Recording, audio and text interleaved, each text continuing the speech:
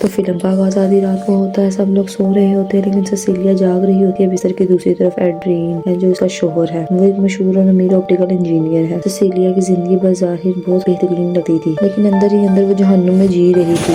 Adrian ایک ظالم اور قابو میں رکھنے والا شوہر تھا. وہ اسے اذیت دیتا تھا اور سیسیلیا آزادی چاہتی تھی لیکن وہ جانتی تھی کہ ایڈرین اسے کبھی جانے نہیں دے گا. اس لیے اس نے بھاگنے کا فیصلہ کیا. اس کے پاس ایک منصوبہ تھا. بھاگنے سے پہلے اس نے ایڈرین کو دوا دی تاکہ وہ سو جائے. جب اسے یقین ہو گیا کہ وہ دوا اثر کر چکی ہے تو اس نے جلدی سے اپنا سامان پیک کیا اور نکلنے کی تیاری کی. اس نے گھر کے تمام کیمرے بند کر دیے سوائے اپنے کمرے کے کیمرے کے جسے وہ اپنے فون پر ایڈرین کو دیکھنے کے لیے استعمال کر رہی تھی. اس نے کپڑے بدلے اور جیسے ہی وہ جانے ہی والی تھی اس کی نظر گراج میں موجود اس کے کتے پر پڑی. وہ اس معصوم جانور کو اس ظالم آدمی کے ساتھ چھوڑ کر نہیں جا سکتی تھی اس لیے اس نے کتے کو آزاد کرنے کا فیصلہ کیا. لیکن جب وہ اس کا کالر اتار رہی تھی تو گاڑی کا الارم بج گیا. خوفزدہ ہو کر وہ گھبراہٹ میں جنگل کی طرف بھاگ گئی. اسی دوران ایڈرین جاگ گیا اور وہ پکڑی جانے والی تھی لیکن اس کی دوست ایملی وہاں مدد کے لیے موجود تھی. جب وہ گاڑی میں بیٹھ رہی تھی تو وہ بے ہوشی کی دوا کی بوتل جنگل میں گرا دیتی ہے. اسی لمحے ایڈرین اسے روکنے کے لیے پہنچ جاتا ہے لیکن ایملی تیزی سے گاڑی بھگا کر وہاں سے نکل جاتی ہے. سیسیلیا آخرکار آزاد ہو گئی تھی لیکن اسے معلوم نہیں تھا کہ اس کی یہ آزادی اس کے لیے سب سے بڑا چیلنج بننے والی ہے. وہ 2 ہفتے بعد سیسیلیا ایملی کے دوست جیمز اور اس کی بیٹی سیڈنی کے ساتھ رہ رہی ہوتی ہے. لیکن 2 ہفتے گزرنے کے باوجود بھی سیسیلیا کو ڈر تھا کہ ایڈرین اسے ڈھونڈنے آئے گا. اسی وجہ سے وہ گھر سے باہر نکلنے سے بھی خوفزدہ تھی. اسے ایک عجیب سا احساس ہوتا ہے کہ کوئی ہر وقت اسے دیکھ رہا ہے. یہ احساس اسے اور زیادہ ڈرا دیتا ہے. پھر ایک دن ایملی گھر آتی ہے اور ایک ناقابل یقین خبر دیتی ہے. ایملی سے بتاتی ہے کہ ایڈرین مر چکا ہے. سیسیلیا یہ سن کر بالکل ساکت رہ جاتی ہے. وہ اتنی حیران ہوتی ہے کہ سمجھ نہیں پاتی کہ کیا رد عمل دے. وہ فوراً باتھ روم چلی جاتی ہے اور وہ یہ سمجھ نہیں پا رہی تھی کہ ایسا کنٹرول کرنے والا آدمی جو اپنی بیوی اور اپنے کام پر مکمل قابو رکھتا تھا اتنا کمزور قدم کیسے اٹھا سکتا ہے. ایڈرین ہمیشہ یہ طے کرتا تھا کہ وہ کیا کھائے گی, کیا بولے گی, کیا پہنے گی اور کہاں جائے گی. ایڈرین کو جانتے ہوئے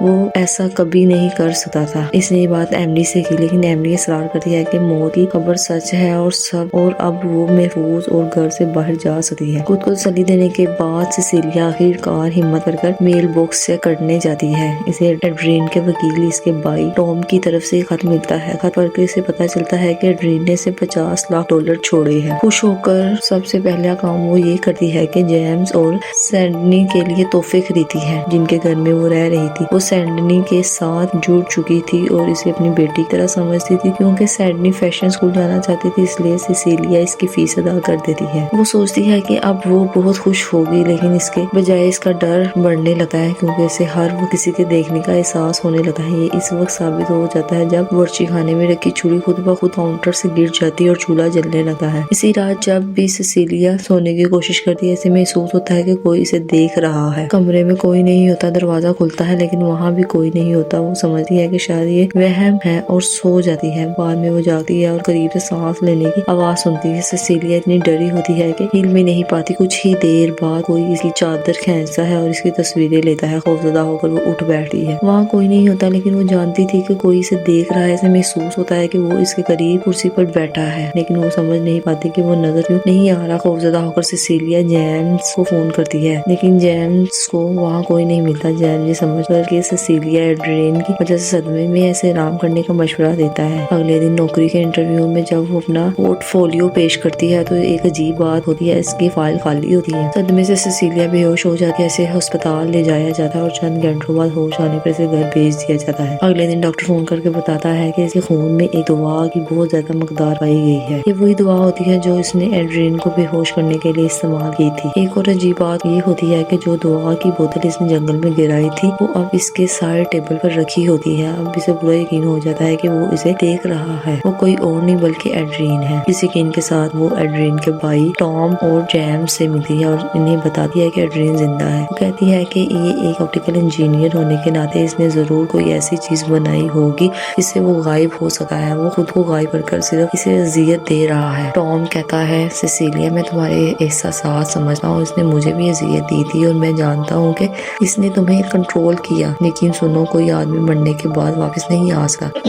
ایڈرین مر چکا ہے اور اس نے ثبوت دکھائے سیسیلیا کو یقین دلانے کے لیے۔ اس نے موت کی تصویر دکھائی۔ سیسیلیا الجھن میں پڑ گئی۔ ٹام نے کہا مجھے تم پر افسوس ہے، اس نے تمہیں اتنا زیادہ اذیت دی ہے کہ تم اب بھی صدمے میں ہو۔ پریشان حال سیسیلیا اپنی دوست ایملی کے پاس جاتی ہے۔ اسے پورا یقین تھا کہ ایملی اس کا ساتھ دیکھ، لیکن ایملی غصے میں آ جاتی ہے اور بتاتی ہے کہ اسے سیسیلیا کی طرف سے ایک بدتمیز اور دھمکی امیز ای میل ملی ہے جس میں اسے قتل کرنے کی دھمکی دی گئی ہے۔ سیسیلیا کہتی ہے کہ میں نے یہ ای میل نہیں بھیجی۔ وہ سمجھانے کی کوشش کرتی ہے میں تمہیں یہ بتانا چاہتی تھی کہ ایک نظر نہ آنے والا شخص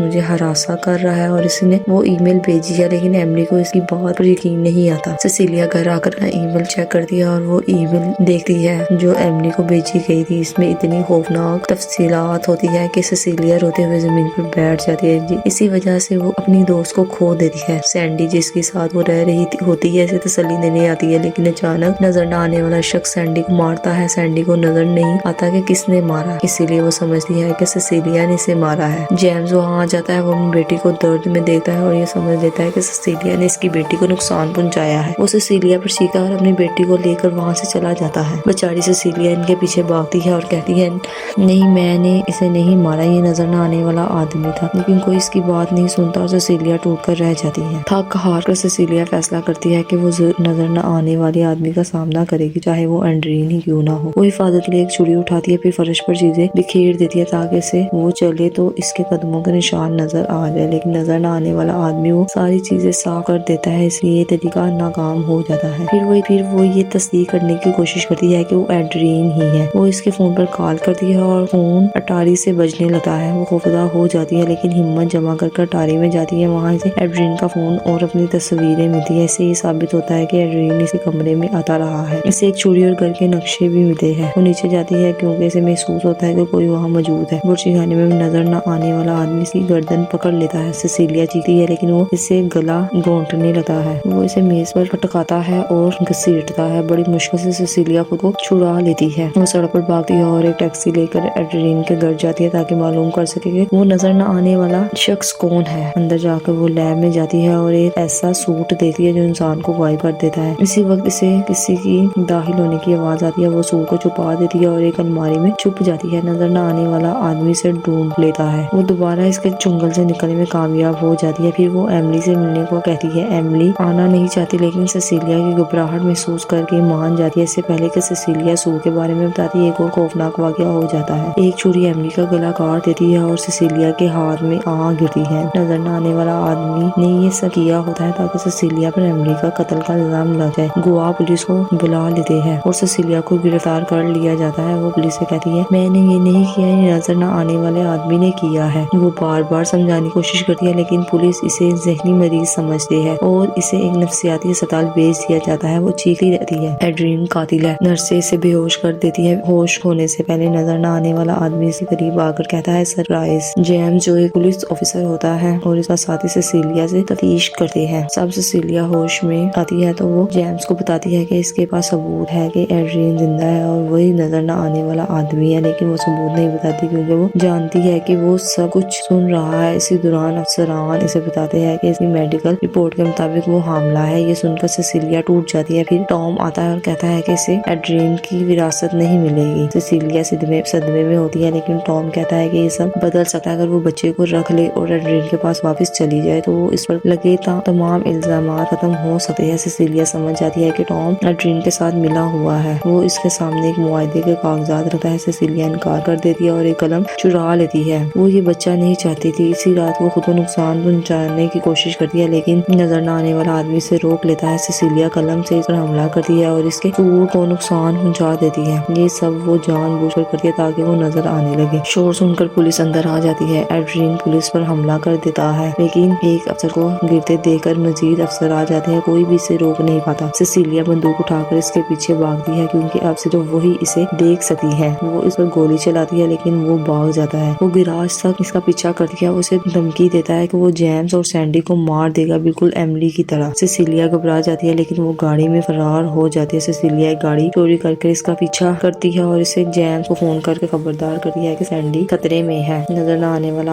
آدمی جیمز کے گھر پہنچ جاتا ہے۔ سینڈی کو اس کی موجودگی کا احساس ہو جاتا ہے اور وہ مرچوں والا سپرے اس پر چھڑک دیتی ہے جیسے کہ اس کے والد نے اسے سکھایا تھا۔ چند لمحوں بعد جیمز پہنچتا ہے لیکن ایڈرین اسے بری طرح مارتا ہے۔ اسی وقت سیسیلیا فائر سپرے لے کر آ جاتی ہے، وہ سپرے کرتی ہے اور جیسے ہی سپرے نظر نہ آنے والے آدمی کو پڑتی ہے وہ نظر آنے لگتا ہے۔ سیسیلیا فوراً اسے گولی مار دیتی ہے۔ جب وہ اس کا ماسک اتارتی ہے تو پتہ چلتا ہے کہ وہ ایڈرین نہیں بلکہ ٹام تھا۔ ایڈرین کا بھائی ٹام تھا۔ پولیس ایڈرین کے گھر جاتی ہے اور اسے تہہ خانے میں بندھا ہوا پاتی ہے۔ وہ کہتا ہے کہ اس کے بھائی نے اسے قید کر رکھا تھا لیکن سیسیلیا اس کی بات پر یقین نہیں کرتی کیونکہ وہ جانتی تھی کہ ایڈرین ہر چیز کو کنٹرول کرتا ہے۔ اسے یقین تھا کہ ایڈرین اور ٹام دونوں اس منصوبے میں شامل تھے۔ اب اس کا نیا مقصد ایڈرین کو بے نقاب کرنا تھا۔ وہ اسی رات سے ملنے کے لیے فون کرتی ہے۔ جب وہ ملتے ہیں تو ایڈرین معافی مانگتا اور کہتا ہے مجھے معلوم ہے میں نے تمہیں تکلیف دی لیکن میں بدل گیا ہوں، میرے پاس واپس آ جاؤ، ہم ایک اچھی زندگی گزاریں گے۔ سیسیلیا مان جاتی ہے لیکن ایک شرط پر۔ وہ چاہتی ہے کہ ایڈرین مان لے کہ وہ نظر نہ آنے والا آدمی تھا۔ ایڈرین اصرار کرتا ہے کہ سب کچھ ٹام نے کیا تھا۔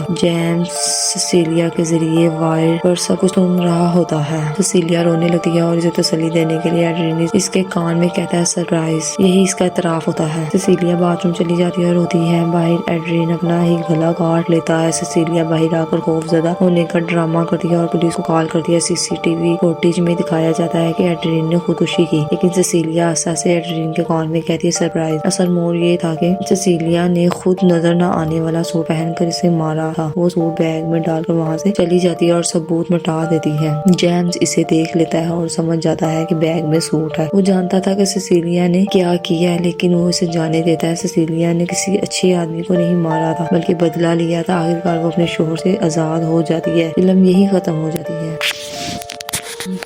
اس فلم انویزیبل مین سے یہ سبق ملتا ہے کہ ظالم ہمیشہ نظر آنا ضروری نہیں ہوتا۔ بعض اوقات تشدد جسمانی کے بجائے ذہنی اور نفسیاتی ہوتا ہے جو انسان کو اندر سے توڑ دیتا ہے۔ جو شخص محبت کے نام پر دوسروں کی زندگی، فیصلوں اور آزادی کو کنٹرول کرے وہ دراصل محبت نہیں بلکہ طاقت کا غلط استعمال کر رہا ہوتا ہے۔ فلم یہ بھی دکھاتی ہے کہ جب ظالم کی بات پر یقین نہ کیا جائے تو ظالم اور زیادہ مضبوط ہو جاتا ہے اور ٹیکنالوجی اگر غلط ہاتھوں میں چلی جائے تو وہ ایک خطرناک ہتھیار بن سکتی ہے۔ آخرکار یہ کہانی ہمیں سکھاتی ہے کہ خوف سے نکل کر اپنے حق کے لیے کھڑا